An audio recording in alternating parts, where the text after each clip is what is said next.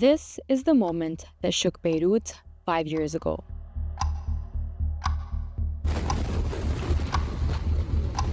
The time was 6:07 p.m. The date, August 4, 2020.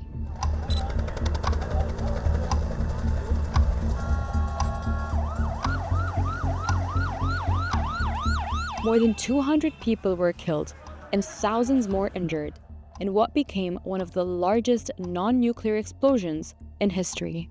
The National has used data in 3D modeling provided by research group Forensic Architecture to reconstruct a minute-by-minute account of the Beirut blast and what led to it. First, the source of the explosion: ammonium nitrate that traveled via sea to the port of Beirut. A vessel named the Rosas, destined for Mozambique, left from Georgia on September 27, 2013, stopped in Athens for 4 weeks before arriving at the port of Beirut on November 21. The ship was impounded over unpaid fees and safety concerns after it was deemed unseaworthy. Sacks of ammonium nitrate were unloaded by a court order and improperly stored in Warehouse 12 for more than 6.5 years among residential areas before it detonated. As early as December 2014, some Lebanese port and customs officials had begun raising the alarm about the dangers of the highly explosive substance stored in the heart of the city. Still, their warnings went unnoticed and overlooked, and the chemicals remained there for nearly 7 years until the inevitable happened. On August 4, 2020, a fire at the port was reported to civil defense volunteers. Firemen who arrived at the scene had no idea what was behind those doors. They couldn't find the keys to open the warehouse and had to open it by force.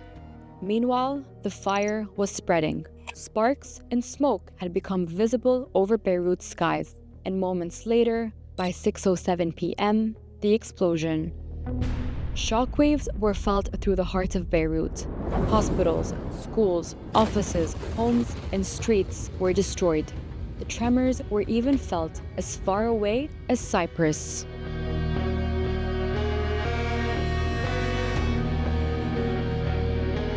Much of the Beirut port was destroyed, and the surrounding silos absorbed much of the impact.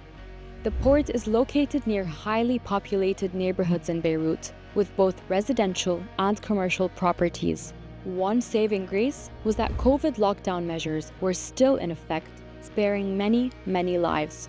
Still, the human toll from the explosion was devastating.